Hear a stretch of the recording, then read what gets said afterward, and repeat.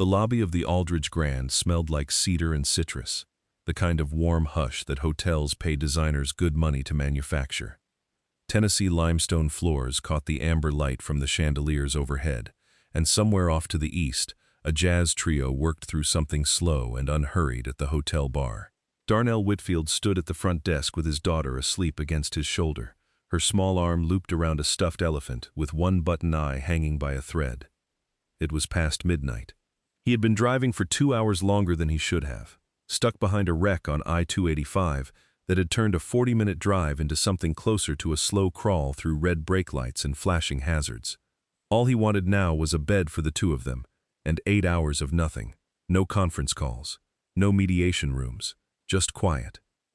The clerk behind the desk wore a name tag that read, Brendan Sowell, his charcoal uniform pressed to a sharp, almost theatrical crease.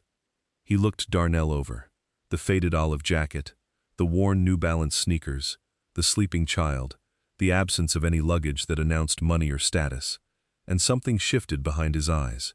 Small, quick, the kind of judgment a man makes before he's even aware he's made it, the kind that arrives faster than manners and settles in before a single word has been exchanged. Evening, Darnell said. 1 room, 2 guests. Anything standard is fine. Brendan didn't answer right away. He glanced at his screen, then back up, and leaned in just enough to lower his voice to something private, something that could land without ever sounding aggressive to anyone passing by. Sir, I'll be honest with you. This property has a certain standard of guest. I don't think tonight's going to be the right fit. The words didn't arrive loudly. They arrived the way a door closes when someone has already decided not to open it again. Imani stirred against her father's neck. Her voice came out soft and half-formed, the voice of a child surfacing from a deep sleep in an unfamiliar place. Daddy, she mumbled, are we there? We're here, baby, Darnell said. Just give me a minute. He turned back to Brendan, his tone even, unhurried, almost gentle. I'd like a room, that's all I'm asking. Brendan straightened, folding his hands on the counter, with the particular patience of a man performing reasonableness for an audience that wasn't there. I'm sorry, sir. We're at full capacity tonight. What happened in the next 4 minutes would end Brendan Sowell's night, Gregory Fitch's career, and a 6-year-old girl's understanding of fairness, all before anyone in that lobby knew who Darnell Whitfield really was. If you've ever been looked at and instantly underestimated, you already know where this is going. Stick with me. What happens next is worth it. Like, subscribe, and let's get into it. Darnell hadn't planned on staying in Atlanta that night. The plan had been simple.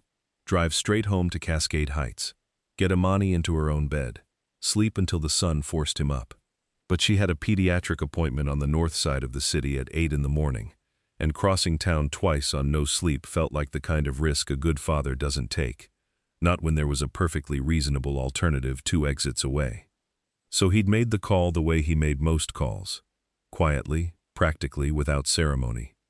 The Aldridge Grand on Peachtree Street, his hotel, the flagship of a company he'd spent 9 years building from a single distressed property in Birmingham into 7 full-service hotels scattered across the southeast, each one a little further proof that the first one hadn't been an accident. He hadn't inherited any of it. There was no family money behind Whitfield Hotel Collection, no silent partner who'd handed him a head start. He'd built it one renovation, one loan, one sleepless year at a time, the kind of growth that looks inevitable only after it's already happened. And he still visited his properties the way he had on day one.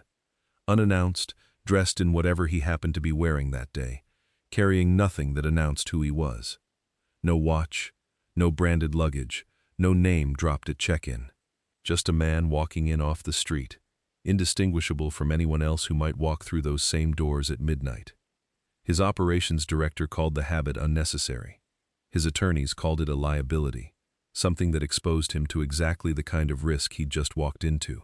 Darnell called it the only honest way to see his hotels the way a stranger actually experienced them, rather than the polished version everyone performed once they knew the owner was watching. Because he knew exactly what it felt like to be looked at and dismissed in the same breath. He'd learned it from his father, on a back porch in a quiet Atlanta neighborhood, long before any of this had a name. Ezra Whitfield spent 18 years as a maintenance supervisor at a hotel in Buckhead, fixing what other people broke, replacing what other people wore out, asking nothing of anyone and expecting even less. Every Friday night he came home, sat down on the back porch in the same wooden chair, and didn't move for a long while before he was ready to be a husband and a father again. Some nights it was 10 minutes. Some nights it was closer to an hour. Darnell was 14 the night he finally worked up the nerve to ask him why. His father thought about it for a moment, the way he thought about most things, slowly and without waste. Like every word cost something, and he intended to spend carefully. "I'm putting the weight down," he said. "Folks look at you all day and decide who you are before you open your mouth. They decide what you're capable of, what you deserve, whether you matter, all before you've said a single word to them. By Friday, that adds up to something heavy. I just need a minute to set it down before I walk inside." Darnell never forgot it.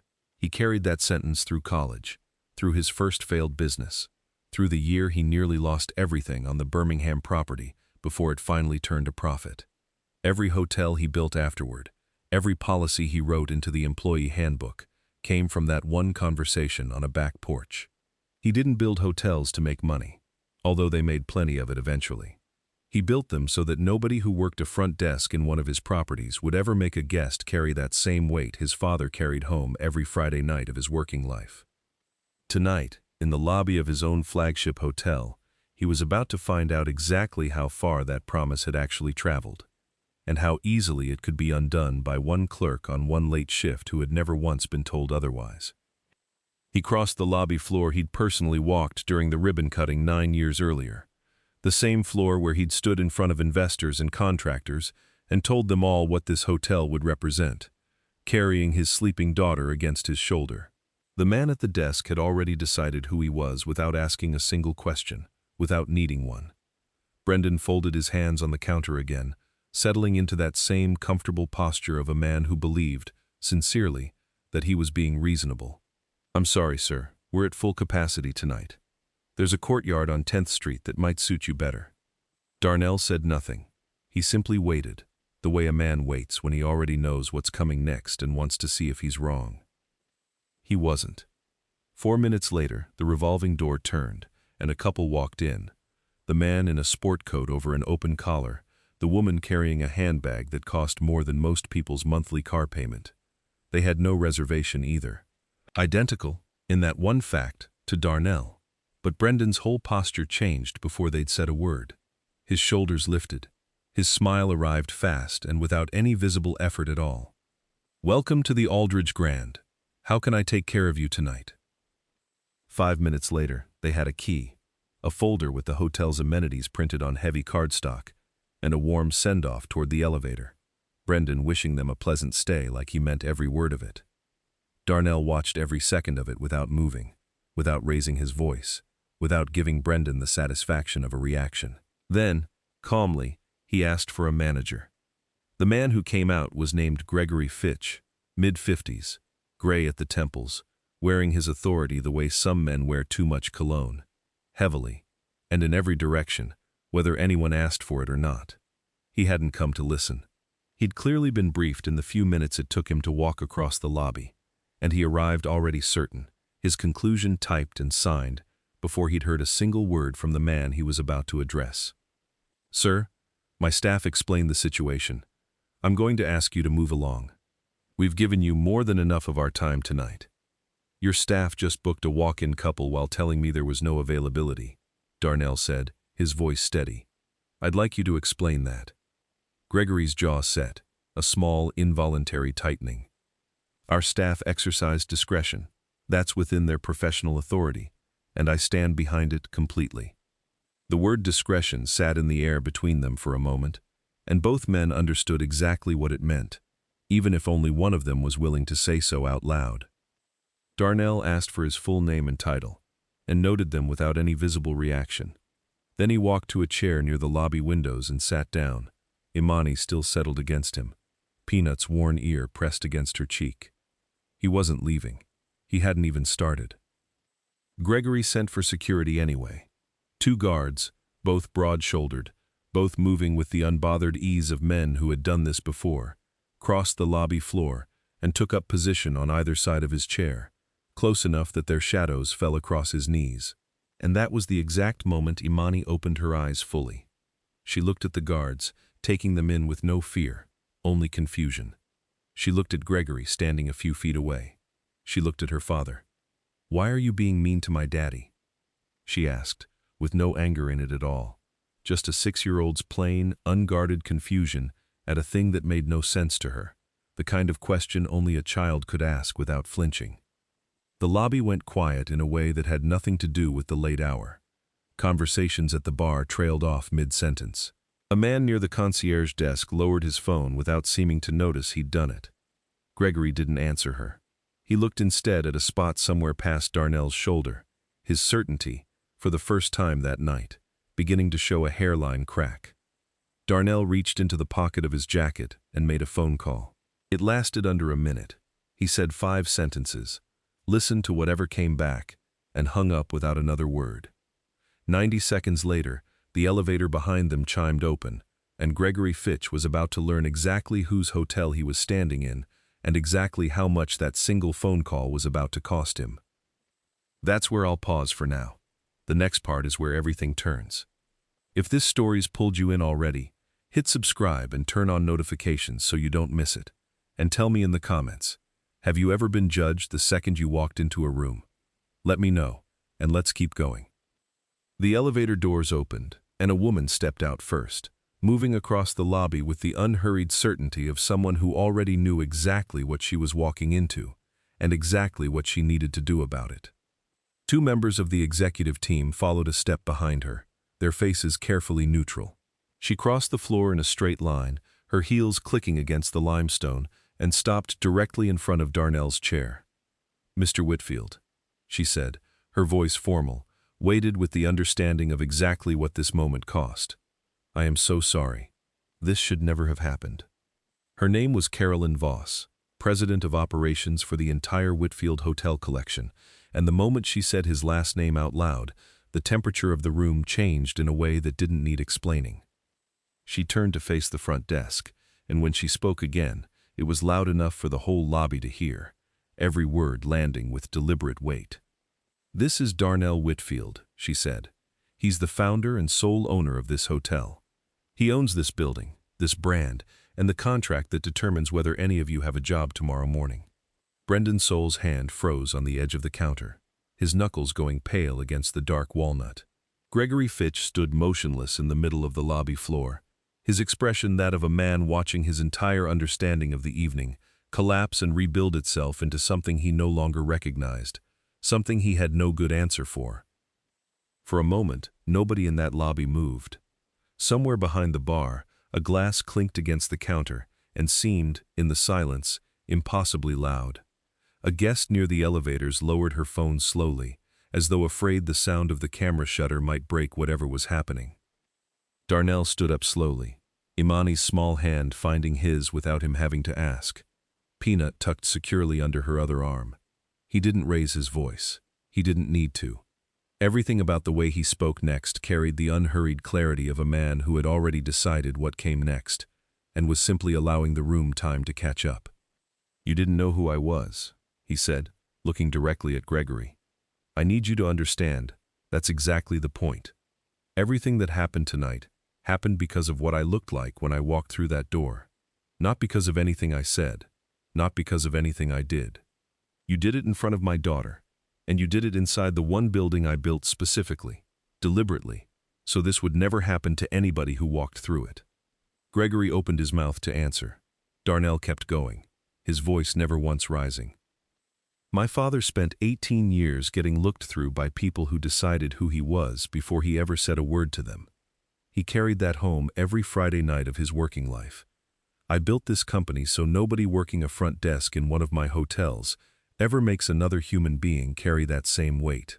You didn't just fail me tonight, Gregory. You failed every person who's ever walked through a door like this one and been made to feel like they didn't belong there." He turned to Carolyn. "He's terminated. Effective right now." Gregory straightened his jacket. One last, useless gesture, the only thing left for him to control. and walked toward the back office without a word, without looking at anyone, his footsteps the only sound in a lobby that had gone completely still. Brendan wasn't fired. He was placed in a mandatory values-based retraining program, the kind built around one simple, uncompromising idea. The door back in was open, but only if he walked through it differently this time, with eyes that didn't make snap judgments before a guest had said a single word. Whether he ever would was entirely up to him. A young front desk associate named Renata Osei had watched the whole thing unfold from 15 feet away, her hands flat against the counter the entire time, her eyes carrying the particular tension of someone who knew exactly what was wrong but had no structural power in that moment to stop it, no authority to override the men standing above her. Darnell had noticed her too, the whole time, even while everything else was happening. The next morning, she was promoted to guest services supervisor. He hadn't done it as a consolation prize, and he hadn't done it out of guilt. He'd done it because he understood the difference between someone who lacks courage and someone who simply lacked the position to use it. And Renata, watching with her jaw tight and her hands still on that counter, had never once lacked the first thing. 3 months passed. Darnell came back to the Aldridge Grand for a routine visit, Imani's hand in his, Peanut tucked under her other arm exactly as he had been that night. This time, though, he stood quietly in the corner of the lobby for 10 full minutes before announcing himself to anyone on the floor. He wanted to see what the place looked like when nobody was performing for him, when nobody knew the owner was standing 20 feet away. Renata was at the front of the house when a tired-looking family came through the revolving door. 2 parents with the particular exhaustion of people who'd been traveling all day. 3 kids trailing behind them, one of them dragging an overstuffed backpack across the limestone floor like it was a matter of personal honor. Renata crossed the floor to meet them before they ever reached the desk. She looked at their faces, not their luggage, not their clothes, not anything that might have told her who they were before they'd said a word. She smiled the way people smile when they genuinely mean it, no performance in it at all. Within minutes, the parents' shoulders had visibly come down. The kid let go of the backpack entirely, finally convinced nobody was going to take it from him.